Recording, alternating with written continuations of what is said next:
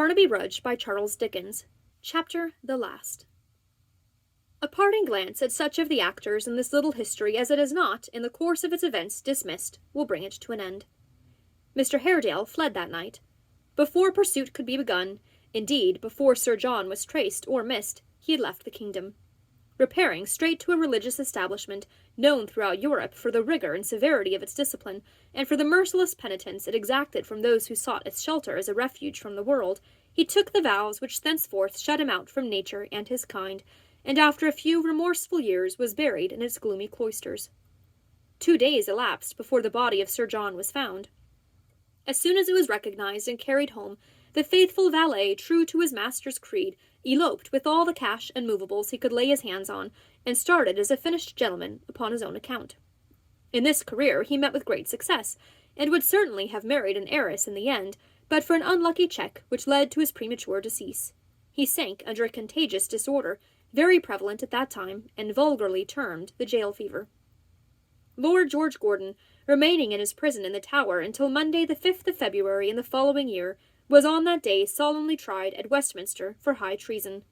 Of this crime he was, after a patient investigation, declared not guilty, upon the ground that there was no proof of his having called the multitude together with any traitorous or unlawful intentions.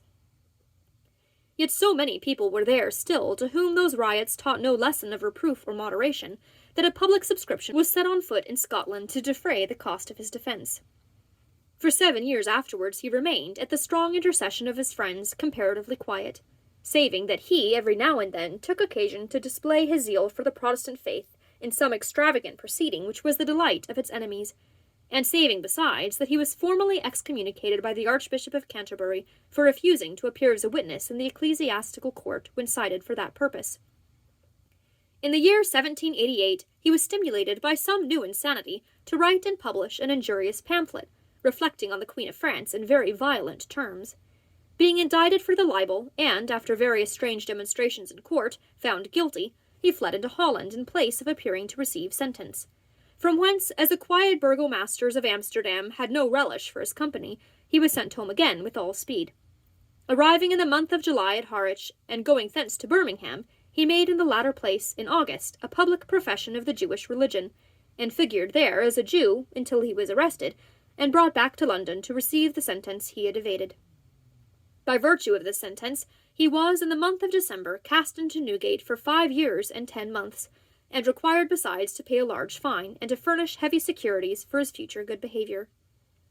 After addressing in the midsummer of the following year an appeal to the commiseration of the National Assembly of France, which the English minister refused to sanction, he composed himself to undergo his full term of punishment, and suffering his beard to grow nearly to his waist, and conforming in all respects to the ceremonies of his new religion, he applied himself to the study of history, and occasionally to the art of painting, in which in his younger days he had shown some skill.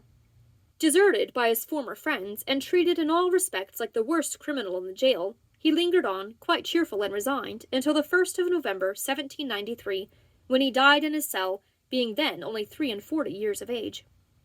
Many men with fewer sympathies for the distressed and needy, with less abilities and harder hearts, have made a shining figure and left a brilliant fame. He had his mourners. The prisoners bemoaned his loss, and missed him, for though his means were not large, his charity was great, and in bestowing alms among them he considered the necessities of all alike, and knew no distinction of sect or creed. There are wise men in the highways of the world who may learn something, even from this poor crazy lord who died in Newgate. To the last, he was truly served by bluff John Gruby. John was at his side before he had been 24 hours in the Tower, and never left him until he died. He had one other constant attendant, in the person of a beautiful Jewish girl, who attached herself to him from feelings half religious, half romantic, but whose virtuous and disinterested character appears to have been beyond the censure even of the most censorious. Gashford deserted him, of course. He subsisted for a time upon his traffic in his master's secrets, and, this trade failing when the stock was quite exhausted, procured an appointment in the honourable corps of spies and eavesdroppers employed by the government. As one of these wretched underlings, he did his drudgery, sometimes abroad, sometimes at home, and long endured the various miseries of such a station. 10 or a dozen years ago, not more, a meagre, wan old man, diseased and miserably poor, was found dead in his bed at an obscure inn in the Borough, where he was quite unknown. He had taken poison.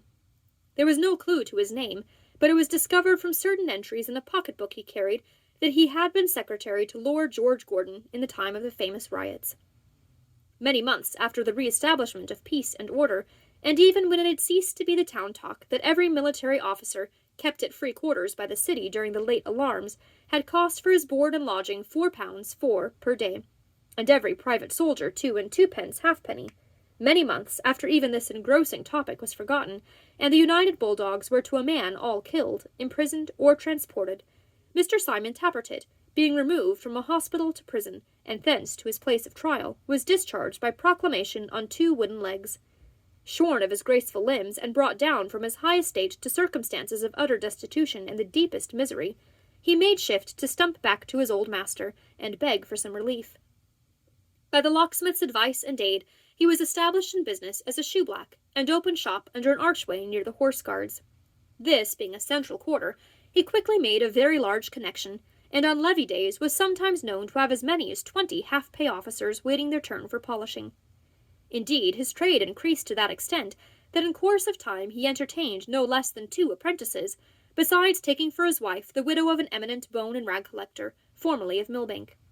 With this lady, who assisted in the business, he lived in great domestic happiness, only checkered by those little storms which served to clear the atmosphere of wedlock and brighten its horizon. In some of these gusts of bad weather, Mr. Tappertit would, in the assertion of his prerogative, so far forget himself as to correct his lady with the brush, or boot, or shoe, while she, but only in extreme cases, would retaliate by taking off his legs, and leaving him exposed to the derision of those urchins who delight in mischief. Miss Miggs, baffled in all her schemes, matrimonial and otherwise, and cast upon a thankless, undeserving world, turned very sharp and sour, and did at length become so acid, and did so pinch and slap and tweak the hair and noses of the youth of Golden Lion Court, that she was by one consent expelled that sanctuary, and desired to bless some other spot of earth in preference. It chanced at that moment that the justices of the peace for Middlesex proclaimed by public placard that they stood in need of a female turnkey for the county bridewell, and appointed a day and hour for the inspection of candidates. Miss Miggs, attending at the time appointed, was instantly chosen and selected from 124 competitors, and at once promoted to the office, which she held until her decease, more than 30 years afterwards, remaining single all that time. It was observed of this lady that while she was inflexible and grim to all her female flock, she was particularly so to those who could establish any claim to beauty, and it was often remarked as a proof of her indomitable virtue and severe chastity, that to such as had been frail she showed no mercy, always falling upon them on the slightest occasion, or on no occasion at all, with the fullest measure of her wrath. Among other useful inventions which she practised upon this class of offenders and bequeathed to posterity, was the art of inflicting an exquisitely vicious poke or dig with the wards of a key in the small of the back, near the spine. She likewise originated a mode of treading by accident in patterns on such as had small feet, also very remarkable for its ingenuity, and previously quite unknown. It was not very long, you may be sure, before Joe Willett and Dolly Varden were made husband and wife, and with a handsome sum in bank, for the locksmith could afford to give his daughter a good dowry, reopened the Maypole. It was not very long, you may be sure, before a red-faced little boy was seen staggering about the Maypole passage and kicking up his heels on the green before the door. It was not very long, counting by years, before there was a red-faced little girl, another red-faced little boy, and a whole troop of girls and boys, so that, go to Chigwell when you would, there would surely be seen, either in the village street or on the green, or frolicking in the farmyard, for it was a farm now as well as a tavern, more small Joes and small Dollys than could be easily counted. It was not a very long time before these appearances ensued, but it was a very long time before Joe looked 5 years older, or Dolly either, or the locksmith either, or his wife either. For cheerfulness and content are great beautifiers, and are famous preservers of youthful looks, depend upon it. It was a long time, too, before there was such a country inn as the Maypole in all England. Indeed, it is a great question whether there has ever been such another to this hour, or ever will be. It was a long time, too, for never, as the proverb says, is a long day, before they forgot to have an interest in wounded soldiers at the Maypole, or before Joe omitted to refresh them for the sake of his old campaign, or before the surgeon left off looking in there now and then, or before they fatigued themselves or each other by talking on these occasions of battles and sieges, and hard weather and hard service, and 1,000 things belonging to a soldier's life. As to the great silver snuff-box which the king sent Joe with his own hand, because of his conduct in the riots, what guest ever went to the Maypole without putting finger and thumb into that box and taking a great pinch, though he had never taken a pinch of snuff before, and almost sneezed himself into convulsions even then?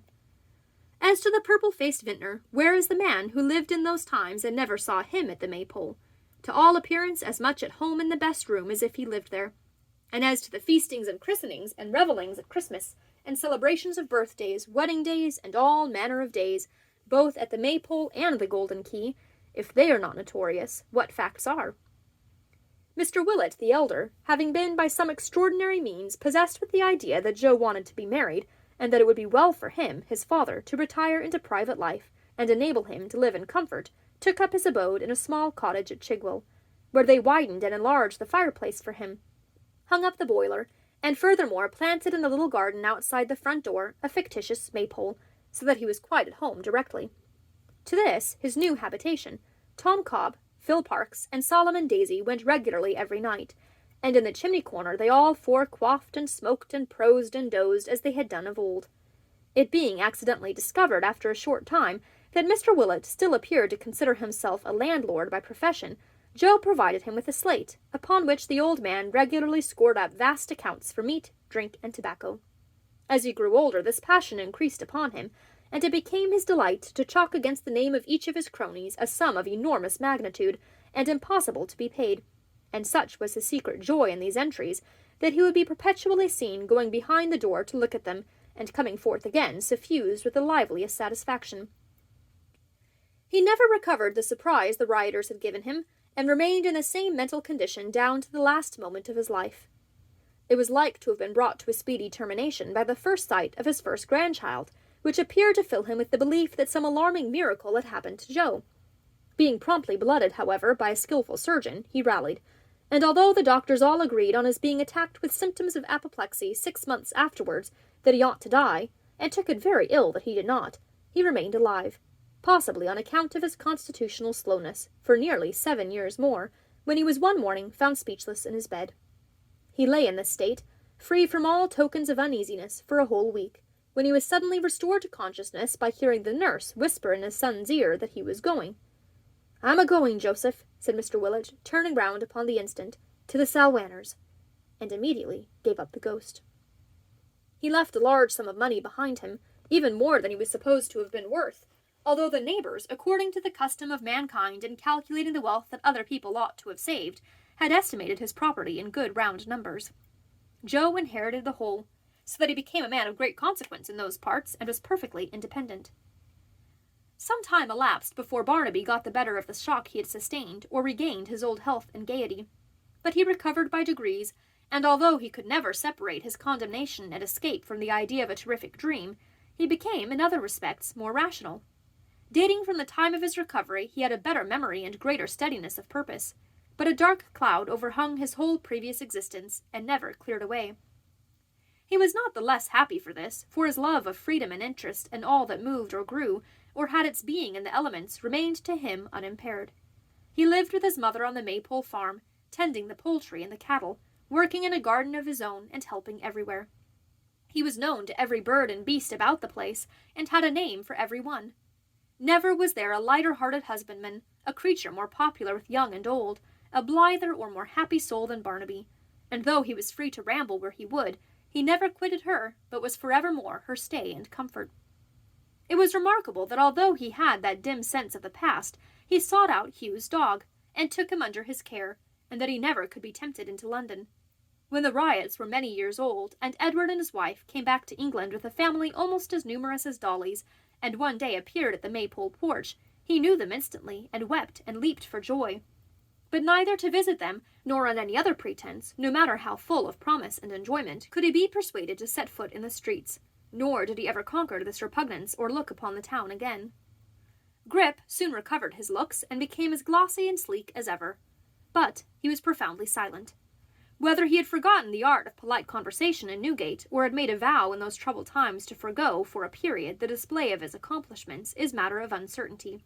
But certain it is that for a whole year he never indulged in any other sound than a grave, decorous croak.